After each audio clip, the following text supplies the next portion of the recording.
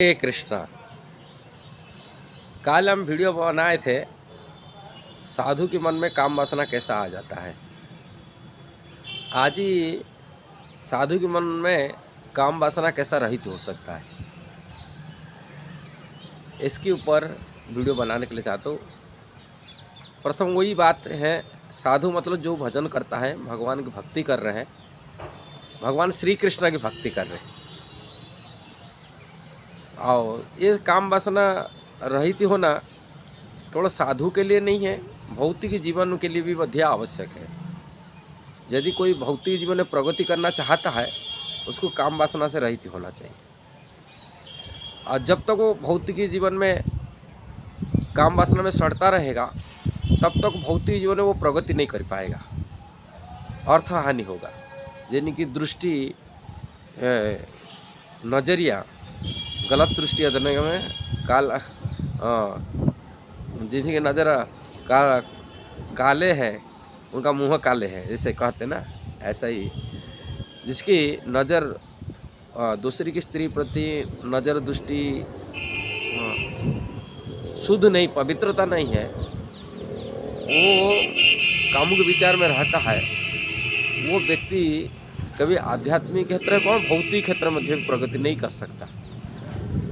इसलिए दृष्टि को परिवर्तित करना, अपनी विचार, अपनी जो सोच, जो चेतना है, वो शुद्ध चेतना आना चाहिए। जैसे ही चाणक्य पंडित का है, वही पंडित व्यक्ति वही होता जो मातृवत परदारेषु, दूसरा स्त्री को माँ की जैसा भावना, बहन की जैसा, अपनी बेटी की जैसा है, ये विचार यदि आ जाता है तब शुद्ध विचार कहा जाता है। यदि गलत विचार रहता है, दृष्टि कामुक विचार रहता है, काम वासना विचार आ जाते हैं, कामुक दृष्टि में रहता है, तभी विचार वो अशुद्ध होता, अपवित्र माना जाता है। और अपवित्र विचार में रहने वाला व्यक्ति भौतिक क्षेत्र में अति विकास नहीं कर सकता, आध्यात्मिक विकास से दूर बात है। इसलिए एक साधु के मन में काम वासना से कैसा रहित होगा, इसके ऊपर ये वीडियो बनाने का जा रहा हूँ। और शास्त्र में क्या लिखा गया, काम वासना कैसा रहित हो सकता है। साधु जो भजन करता है, मेन कथा, साधु भजन करता है, यदि साधु अपराध होता है, यदि कोई वैष्णव चरण अपराध करता है, तभी उनके विचार अपराध से है, विचार अशुद्ध हो जाता है। मैं कल ये बात बताया था। इसलिए अपराध से बचना चाहिए, विशेषकर वैष्णव अपराध से बचना चाहिए। दूसरी बात है अपवित्र आहार, अपवित्र असत संगति, इसे उनकी होता है। भगवान चैतन्य महाप्रभु का है, असत्संग त्याग वैष्णव आचार। असत्संग क्या है? एक स्त्री संगी कृष्ण अभक्त है, एक कृष्ण भक्त अभक्त है, उनकी असत्संग का है। दूसरी है एक स्त्री संगी, माने काम वासना में सड़ा हुआ व्यक्तियों की संगति करने से व्यक्ति अशुद्ध और पवित्र हो जाता है। इसलिए इसे दूर रहने के लिए भगवान चैतन्य महाप्रभु है। किंतु मन में असत वासना में भजन करते, भक्ति करते, किंतु ये विचार को कैसा हम शुद्ध कर सकते, भगवान चैतन्य महाप्रभु कुछ शिक्षा अपनी दिए है। रघुनाथ दास गोस्वामी की कहे, यदि कोई विषय की धन खाता है, उनको मन मलिन हो जाता है, अशुद्ध हो जाता है। विषय धन खाने से मलिन है मन, मलिन मन है कृष्ण के स्मरण। विषय की धन, विषय भोग की वासना, जो गलत माने धन लालचा में जो लालची होते, धन की कमाने में लगा जाते हैं।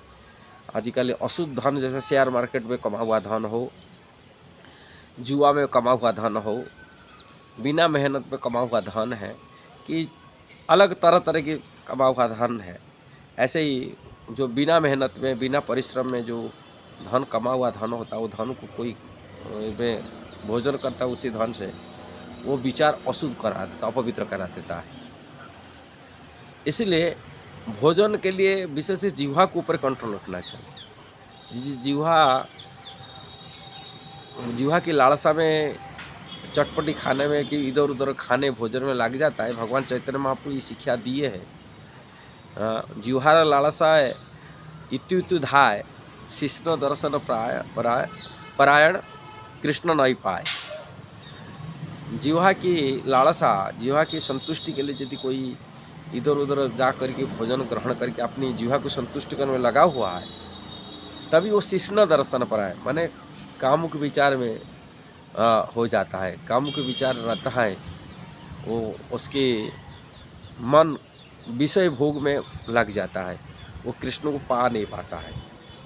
इसलिए यहाँ कहा जाता है भोजन पर ज़्यादा महत्व दिया भगवान चैतन्य महाप्रभु। इसलिए साधु को भोजन हमेशा शुद्ध आहार करना चाहिए। शुद्ध विचार होने के लिए शुद्ध आहार, आहार शुद्धि सत्व शुद्धि, सत्व शुद्धि ध्रुव स्मृति। भोजन भी सात्विक होना चाहिए। दूसरा चीज़ ये शुद्ध व्यक्तियों के द्वारा बना हुआ चाहिए, पवित्र व्यक्तियों से बना होना चाहिए। और धन भी जो है वह शुद्ध माने मेहनत में कमा हुआ धन व्यक्तियों से खाना चाहिए। साधुओं के पास ज़्यादातर विषय की धन भी आता है। लोग धन दान देते, विषय धन दान देते थे, ये कर लेते दान देते, कि दान की पैसा को लेके अपनी भोग में लगा दिया, फिर वो साधु मानो अपवित्र हो जाएगा। इसलिए कोई दान देता है, वो दान के पैसा हमेशा कृष्ण की सेवा में लगाने के लिए प्रयास बना के रखना चाहिए। कृष्ण का सेवा को, दान को नहीं। हम लोग को ऐसा ही जो होते फल्गु बैरागी होते, वो धन छूते नहीं, और धन को नहीं लगा छूते नहीं, वो अपनी वैराग्य दिखाते, कारण उनके मन अपवित्र हो जाएगा। किंतु हमारे वैष्णव साहित्य में ये सब विचार नहीं है। श्रील प्रभुपाद कहे जो धान को, जो रूप गोस्वामी कहे, भगवान कृष्ण के सारी संपत्ति सब कुछ है कृष्ण का है, इसलिए कृष्ण की सेवा में लगाना चाहिए, अपनी सेवा में नहीं। इसलिए कृष्ण की सेवा के लिए उनको सदुपयोग करना चाहिए। धन को जो मिल रहा है कृष्ण के प्रचार की सेवा में, कृष्ण के प्रचार में उनको यदि सदुपयोग किया जाता है धन को, तभी वो धन गलत अर्थ में नहीं जाता है, और विषय भोग से हमें बच जाते, इंद्रिय वासना से बच जाते, काम वासना से बच जाते। कि धन जब वो कोई दान दे रहा है, वो दान को जो अपनी इंद्रिय तृप्ति में लगा देते हैं, इंद्रिय भोग में लगा देते हैं, सुख भोगने के लिए जीवा की लालसा में लगा देते, तभी वो धन वही भोजन हम मन में काम वासना पैदा कर लेता है।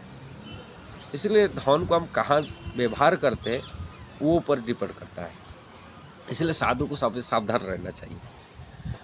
घर गृहस्थी भक्तों के मध्य भी अपनी धन को, कमा हुआ धन को अपनी इंद्रिय तृप्ति में नहीं लगाना चाहिए। घर गृहस्थी धन, कमा हुआ धन सोचना नहीं चाहिए मैं अपनी मेहनत में मैं कमाया हूँ, ये कृष्ण कृपा से मिला बोली उसको भी सोचना चाहिए। और उसको मध्य भी गृहस्थ को धन, कमा हुआ धन को, यदि गृहस्थ भक्त है, यदि वैष्णव है, भक्ति करना है, उनको कृष्ण पाना है, इनको अपनी कमा हुआ धन को 50% भगवान श्री कृष्ण की सेवा, प्रचार सेवा में लगाना चाहिए, साधु वैष्णव की सेवा में लगा देना चाहिए। अब 50% से अपनी जीविका निर्भर करने, 25% में जीविका चला कर 25% संचय कर देना चाहिए गृहस्थ हिसाब से। ये प्रभुपाद श्रील रूप गोस्वामी अपने सिद्धांत में बता के रखे।